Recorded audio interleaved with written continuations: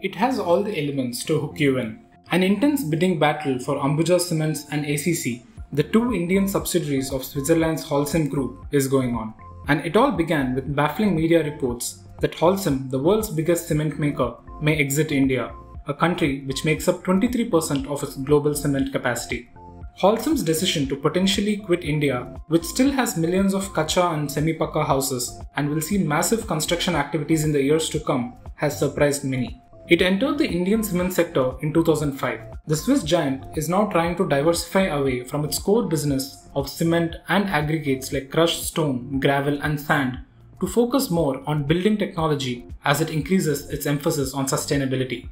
From the current 13%, Holcim is targeting to generate 30% of its net sales by 2025 from the solutions and products segment, which covers businesses ranging from roofing and waterproofing to insulation and renovation.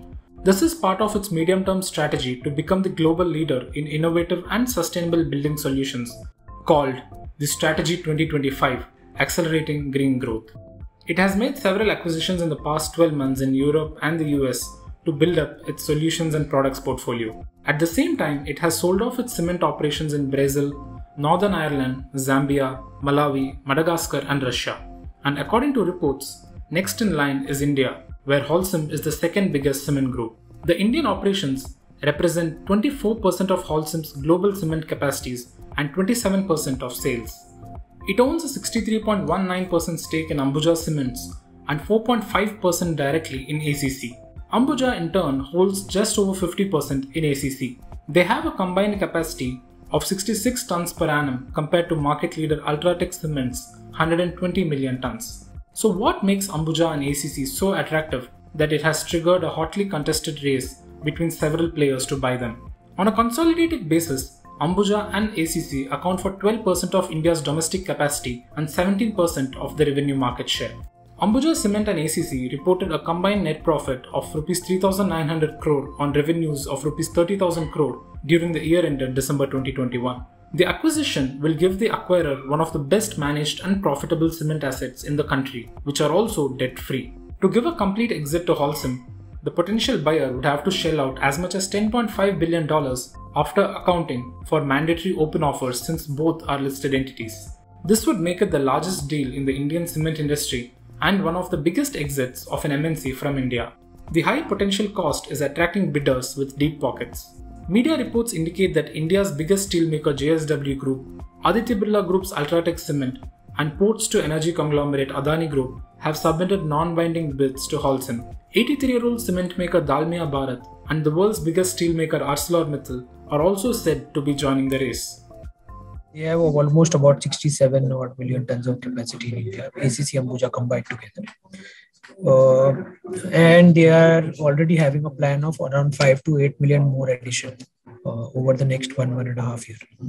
So any new player, let it be JSW or Adani, they are non-cement players. Even ArcelorMittal will be a non-cement player. So any new player, once they acquire these two companies, will directly go to the number 2 position. The third company which is there is Shri, which is about 47 million tons, and Dalmia is the next. Secondly, for Adani and for JSW already has grinding units of about 7-8 million tons with the clinker of only about 1.5. So they have a clinker shortage or clinker mismatch. When they acquire this company, that really adds value and they go to number 2 position. So that's the primary objective. So building up capacity is really difficult. In fact, it is getting more and more difficult. So you typically take, let's say to put a greenfield plant of cement, you take about 5 years from planning to commissioning. That's about, typical size is like 4-5 million tons. If you're getting 67 or 70 odd million tons at one go, even if it is expensive, you might go ahead with this because it involves a lot of process. It involves 5 years of profitability, which you will start getting today. Plus looking for land cost is getting expensive. So all these factors come into place. So that's why the acquisition becomes attractive even at the valuations what it is getting talked about. Ultratech Cement will face antitrust hurdles with respect to its post-purchase market share in some western states including Maharashtra and Gujarat. Even so, it can offer to voluntarily divest some of its assets in those particular geographies to secure approvals from the Competition Commission of India. The deal may also face some hurdles from CCI on a different front too. The regulator has been keeping a tab on cement companies for cartel formation. In 2010, it had slapped a fine of 6,000 crore rupees on 10 cement companies over this. While a potential deal can cement UltraTech's position as the market leader, it will propel any other buyer to the second largest player.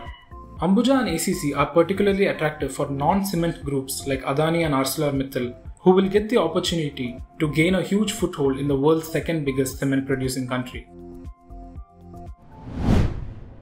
If you like this video, share it and subscribe to Business Standard. For more news, views and insights, log on to www.business-standard.com. Do also follow us on YouTube, Twitter, Facebook, Instagram, Telegram and LinkedIn.